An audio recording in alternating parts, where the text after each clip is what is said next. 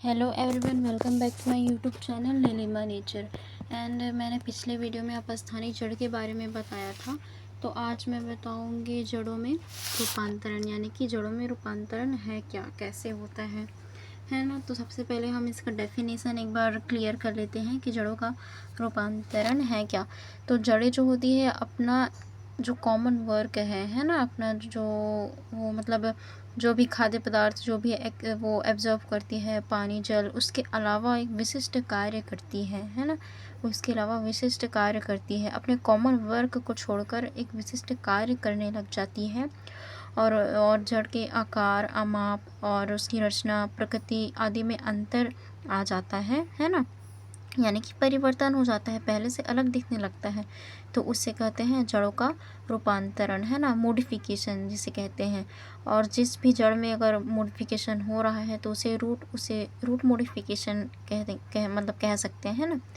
तो चलिए देखते हैं कि किन किन चीज़ों के लिए मोडिफिकेशन होता है ना।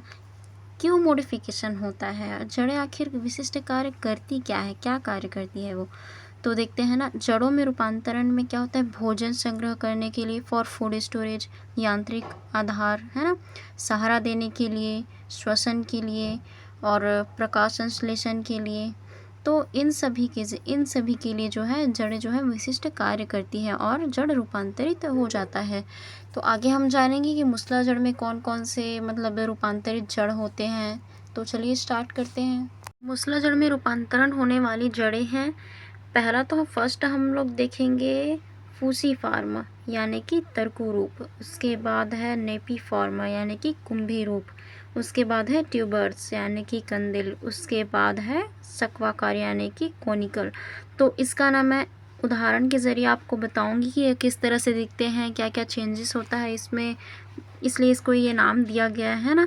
तो आगे है यांत्रिक आधार के लिए, यानी कि आधार प्रदान करने के लिए जो है रूपांतरित होती है, उसमें आएगा पुष्ट जड़, है ना, पुष्ट जड़। उसके बाद जो रिस्पिरेशन यानी कि श्वसन के लिए जो रूपांतरित होती है, उसमें है न्यूमेटोफोर, है ना, श्वसन के लिए होता है। तो कुछ इस तरह से ये जड़ें रूपांतरित होती है। तो चलिए सबसे पहले हम देखते हैं कोनिकल को, यानी कि किस तरह से दिखती है, इसका एग्जाम्पल क्या है। तो इसका उदाहरण है गाजर। गाजर आप सभी ने देखा होगा, है ना, कि गाजर किस तरह से दिखता है और वो किस में आता है, जड़ है कि क्या है, वो आप लोग कमेंट में बताना कि वो क्या है और किस तरह से, ठीक है। तो देखते हैं कि जड़ का जो आधारीय भाग होता है वो फूला हुआ होता है, मोटा होता है, तो कुछ इस तरह से इसका शेप बन जाता है। उसके बाद है दूसरा एग्जाम्पल है तरकू रूप यानी कि फूसीफार्मा, है ना, मैंने बताया था, उसमें एग्जाम्पल है मूली। तो मूली का देखते हैं कि मूली भी आप सभी ने देखा है, सब्जी में हम सभी यूज़ करते हैं। तो इसका भी आधारीय भाग और शीर्ष क्षेत्र कम से जो है पतला होता है, यानी कि वही बात है ना कि उधर जिधर उसके पत्ते होते हैं उधर का एरिया और इसके नीचे का एरिया, है ना, दोनों किस तरह से होते हैं आप सभी ने देखा होगा। तो बस वही है, किस तरह से रूपांतरित हुआ है, बस इसका नाम आपको पता होना चाहिए। और आगे देखते हैं हम लोग, थर्ड है जो है हमारे पास है कुंभी रूप यानी कि नेपीफॉर्म। नेपीफॉर्म क्या है, उसमें हम चुकंदर ले सकते हैं ना, चुकंदर आप सभी ने देखा होगा। तो क्या होता है, उसमें जड़ फूल कर जो है गोल हो जाती है, बस और कुछ नहीं है इसमें।